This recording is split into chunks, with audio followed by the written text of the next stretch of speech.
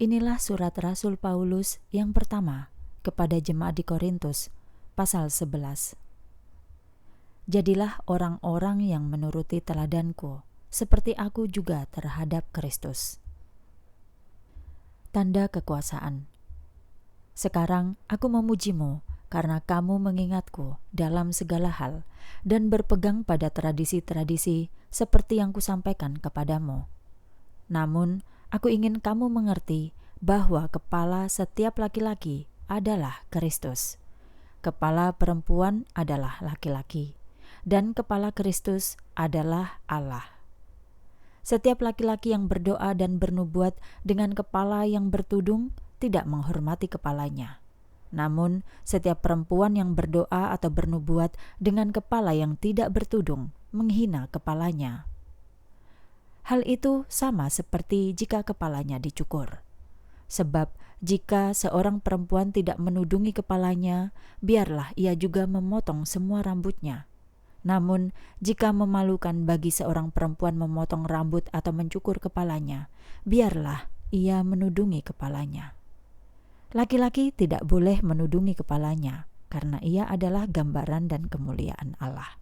Namun, perempuan adalah kemuliaan laki-laki. Laki-laki tidak berasal dari perempuan, tetapi perempuan berasal dari laki-laki.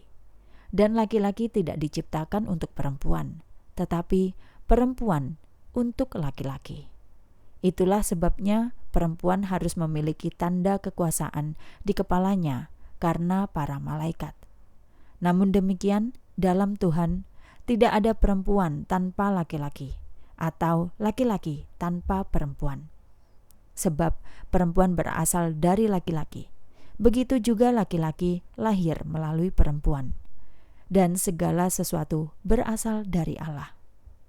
Pertimbangkanlah sendiri, apakah pantas bagi seorang wanita untuk berdoa kepada Allah dengan kepala yang tidak bertudung? Bukankah alam sendiri mengajarkan kepadamu bahwa jika laki-laki memiliki rambut panjang, hal itu merupakan kehinaan baginya? Namun, jika perempuan memiliki rambut panjang, hal itu adalah kemuliaan baginya. Sebab rambutnya itu diberikan kepadanya sebagai penudung. Jika ada orang yang masih ingin membantah, kami tidak memiliki kebiasaan itu. Demikian juga jemaat Tuhan. Hal-hal yang salah dalam perjamuan kudus.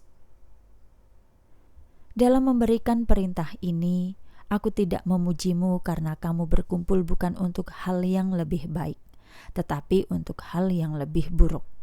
Pertama, ketika kamu berkumpul sebagai jemaat, aku mendengar bahwa ada perpecahan di antara kamu, dan aku mempercayainya sebagian.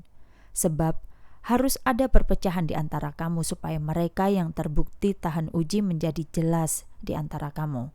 Ketika kamu berkumpul di suatu tempat yang sama, hal itu bukanlah untuk makan perjamuan Tuhan. Karena ketika makan, setiap orang mengambil terlebih dahulu makanannya sendiri, sehingga ada yang lapar dan yang lainnya mabuk. Apa kamu tidak punya rumah untuk makan dan minum? Atau apakah kamu menghina jemaat Allah dan mempermalukan mereka yang tidak punya apa-apa? Apa yang harus kukatakan padamu? Haruskah aku memujimu? Tentu saja tidak. Karena aku menerima dari Tuhan apa yang juga aku serahkan kepadamu, bahwa Tuhan Yesus pada malam ketika ia dikhianati, mengambil roti, dan setelah mengucap syukur, ia memecah-mecahkannya dan berkata, "Inilah tubuhku yang adalah untukmu, lakukanlah menjadi peringatan akan aku." Demikian juga ia mengambil cawan sesudah makan lalu berkata, "Cawan ini adalah perjanjian baru yang dalam darahku. Perbuatlah ini setiap kali kamu meminumnya menjadi peringatan akan aku. Sebab setiap kali kamu makan roti ini dan minum cawan ini, kamu memberitakan kematian Tuhan sampai ia datang. Karena itu, siapa yang makan roti atau minum cawan Tuhan dengan cara yang tidak layak, ia bersalah terhadap tubuh dan darah Tuhan. Manusia harus menguji dirinya sendiri. Dengan demikian, biarlah ia makan roti dan minum dari cawan itu. Sebab orang yang makan dan minum tanpa mengakui tubuh Tuhan, ia mendatangkan hukuman atas dirinya. Itulah sebabnya, mengapa banyak di antara kamu yang lemah dan sakit, bahkan cukup banyak yang meninggal. Namun, jika kita menilai diri kita sendiri dengan benar, kita tidak akan dihukum. Namun, ketika kita dihukum, kita dididik oleh Tuhan supaya kita tidak dihukum bersama-sama dengan dunia. Jadi, saudara-saudaraku, ketika kamu berkumpul untuk makan, saling menunggulah. Kalau ada orang yang lapar, baiklah ia makan dahulu di rumahnya, supaya jangan kamu berkumpul untuk penghakiman. Dan hal-hal lain akan aku atur ketika aku datang.